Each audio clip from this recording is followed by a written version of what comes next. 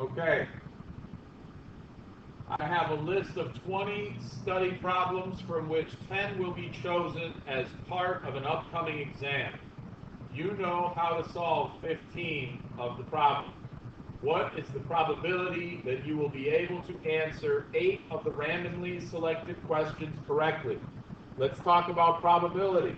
Probability in its basic sense is a ratio. It's a ratio of total possible outcomes on the bottom. On the top, we call these the favorable outcomes. Now I'm going to use my magic eraser here in a second so that I can properly address this question and what each one of these means. We just spent a bunch of time the last couple of days, Monday and Tuesday, figuring out these types of numbers. So what are we talking about? We're talking about the creation of an exam. For this exam, 10 questions are being chosen from 20.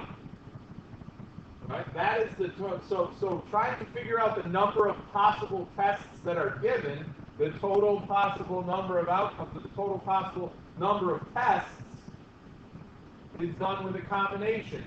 Our combination has 20 questions, of which 10 will be chosen. Now the question is, does it matter what order they go in? Is that going to have any effect at all in how you can answer them? I would argue that it does not. So in this case, we're choosing 10 questions out of a pool of 20. That is the total number of ways that we can select 10 questions. On top, in terms of favorable outcomes, you have to look at what you want to happen. What do you want to happen? You can answer 15 of these questions correctly.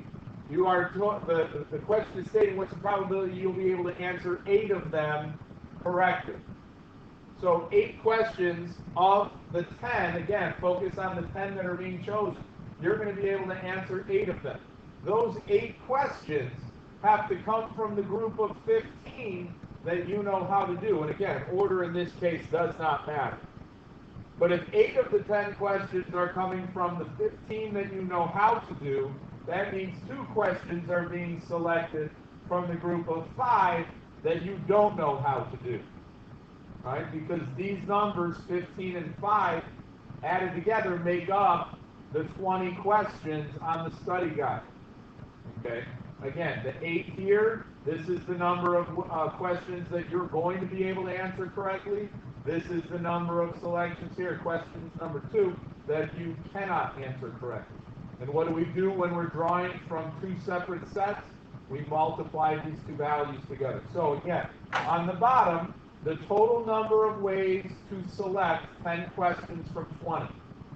On the top, 8 questions selected from a bank of 15 that you know how to do, 2 questions selected from a bank of 5 that you don't know how to do. Since I'm drawing from 2 separate sets, I have to multiply here.